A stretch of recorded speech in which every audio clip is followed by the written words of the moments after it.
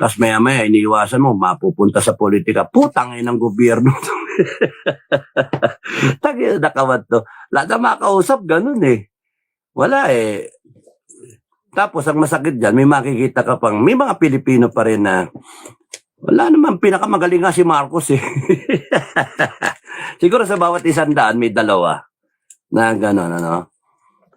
Sa bawat 100 na kaibigan, may gano'n na dalawa-dalawa na nagsasabi na, mga Duterte naman talaga may problema eh, yung gano'n ba? At saka ano, the thing is, you cannot impose yung 2% lang kayo, dalawa lang kayo, at 98 yung nagsasabi na mali kayo, pero nirespeto pa rin namin kayo.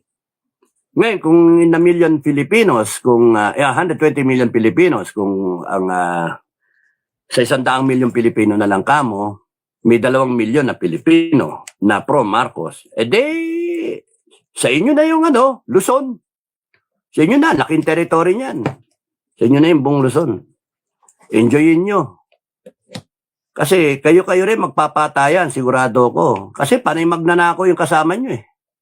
O sino yung nasa itaas, sino yung sa ilalim? Papayag ba kayo na lagi kayo nasa ilalim? Yung ginagawa ng gobyerno eh, mga politiko, lagi sila nandito. Dynasty nga eh.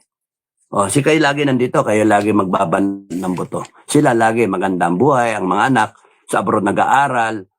Right away, magiging posisyon pa sa gobyerno, ASEC, mga ganun ba? Asus Ginoo. Yung anak Yusek, o kaya mayor, governor kayo, yung anak niya, kung mayor ba o councilor o provincial board member, na senator, yung isa naman nasa Congress.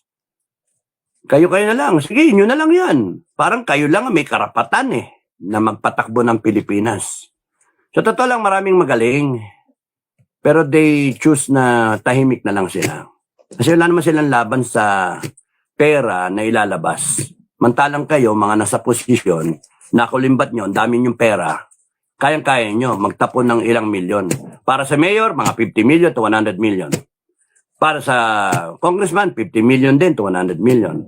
Senator, mga 400 million pataas. Ano pa, no? May presyo President, national, mga 2 billion. Ano naman laban nila Caryodi dyan? Ano kalaban nila Norberto Gonzales? Sino pa isa? Natumakbo. Ano ilalaban nila dyan? Pero itong mga, si Leni Robredo, no? Walang kulay-kulay. Isipin mo, kahit sinong tumakbo ng presidente, ano laban? Kunyari,